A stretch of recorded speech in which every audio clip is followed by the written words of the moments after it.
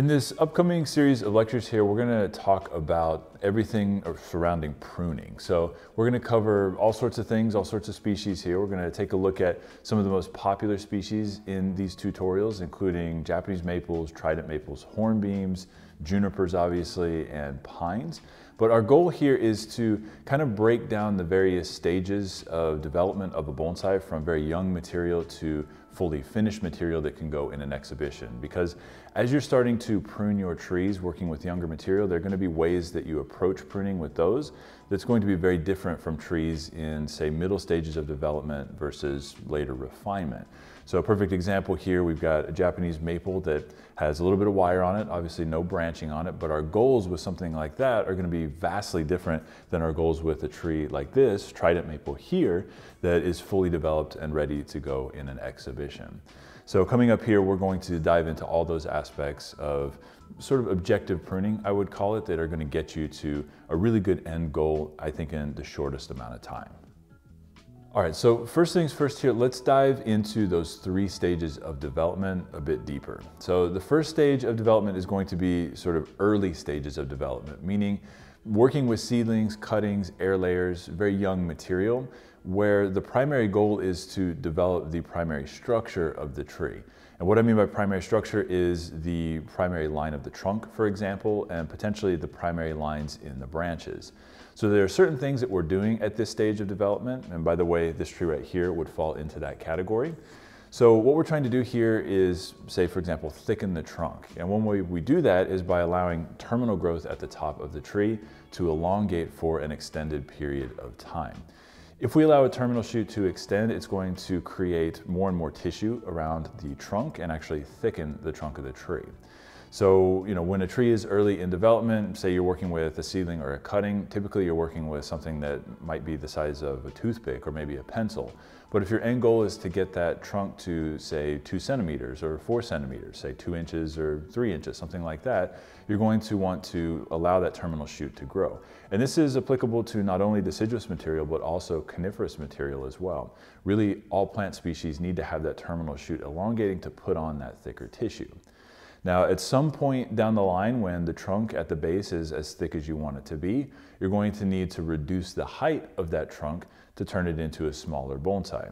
Now, this might sound like trunk chopping, but I'm not necessarily advocating for full-on trunk chopping here. What we're trying to do is grow the trunks out to a thickness that's desirable, cut those branches back or cut the trunk back to a new bud that's moving in a new direction, but we want to make sure we're doing that at a point where we're not going to create a scar that's too large on the trunk. So typically for me, when I'm dealing with deciduous material like Japanese maples, like this tree right here, I'll want the trunk to get somewhere between, say, 1 to maybe up to max 3 inches, which is going to be about 2 centimeters up to about 6 centimeters or so. And then we can chop it back. Anything larger than a 6 centimeter diameter wound on a smooth bark tree like a Japanese maple is going to be very hard to heal over in the future. So you definitely want to think about the future size of the plant that you're trying to build. How tall do you want it to be? That's going to dictate how low you're going to cut back that first go around to create movement in the trunk. So again, if you want to make a shohin size tree, for example, you might be cutting back to just a couple inches or 3 or 4 centimeters above the ground down here. And that may be all you need, and then you can grow out a new shoot to create that new line in the plant. But really the whole point here is for this early stage of development, we're talking trunk thickening, branch thickening, creating those primary lines in the trunk, utilizing wire, also utilizing cuts, like we just mentioned here, kind of a clip and grow approach to developing those lines. All of those things would fall into this early stage of development. All right, so moral of the story here for those early stages of development is essentially we're just letting the plant grow. We're not doing a whole lot of pruning until it comes time to cut back the trunk and again develop that new line.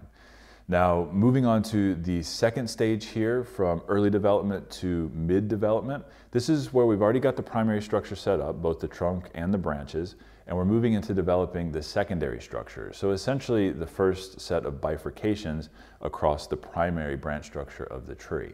And of course we do this through pruning, and this is going to vary depending on the species, how you actually approach the pruning process to develop that ramification. So in a previous tutorial here in our intermediate course on Bonsai Empire, we talked about alternating leaf pattern trees, opposite leaf pattern trees, and whorled leaf pattern trees. So I recommend that you guys go and check that out as a review there to really understand what we're diving into a little bit later here when we get into the case studies. But essentially the way we prune is going to be dictated by the phyllotaxy or the leaf pattern of the tree, and that's going to dictate how that ramification is then developed on the plant. So developing the secondary structure on the tree can take anywhere from 1 to 3 or 4 years depending on the species and depending on the rate of growth.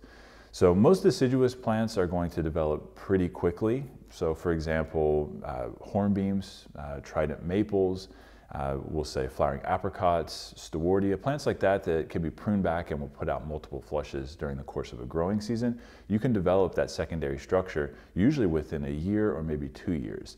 When you're talking about something like Japanese maple, on the other hand, pruning back in either early spring as the new buds are starting to emerge or letting everything flush and then cutting back typically is not going to induce a second flush of growth in that same growing season. So developing the secondary ramification on a plant like that can take a significantly longer amount of time sometimes. So you definitely need to understand that. Don't want you to get frustrated when you're working with certain species. You just got to know what the growth habits of the plants are. Now, when it comes to coniferous material in that mid-stage of development, again, we're trying to develop ramification here, but the way that we do that through pruning is going to be slightly different, of course, depending on the species. So for example, if we're talking about pines, we've got two kind of big broad categories of pines. We've got single flush pines and double flush pines. Now, double flush pines are those that we can decandle in the summer and they'll produce reliably a second flush of growth with more budding. So we can increase the ramification on those very, very quickly. And if you're interested in learning more about the decandling process in detail, I recommend again that you check out the intermediate course here on Bonsai Empire. We cover all aspects of decandling and also needle plucking in that as well.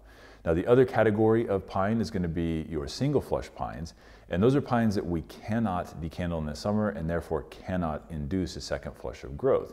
So developing secondary branching on those in this stage of development here is a little bit more difficult. We actually have to induce back budding on those plants through heavy fertilization and also through heavy pruning later in the summer.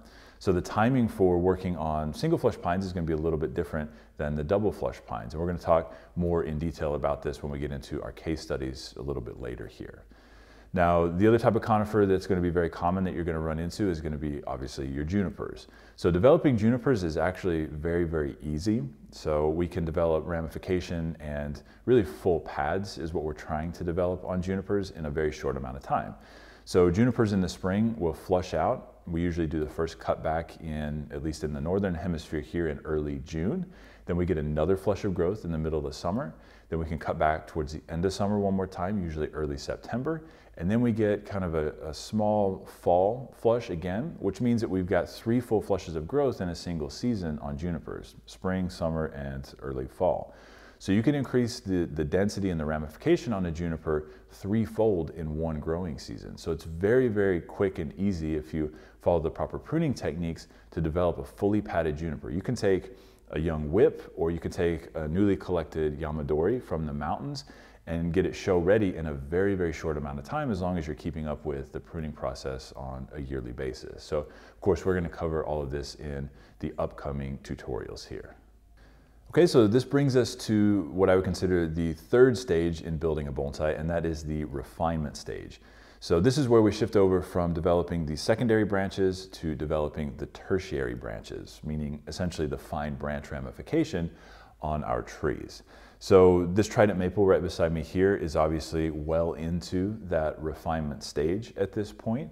So, you know, the way we fertilize is going to shift, the way we prune obviously is going to shift here as well. We're trying to slow the growth down, trying to produce very tight internodes on the plants, trying to produce as small a leaf as possible so that we can essentially just maintain the shape that we've created over the last number of years. And, you know, with junipers, for example, like I said, they're very fast. So this could be, you know, you're developing the tree from a small cutting to a fully refined tree in just a handful of years.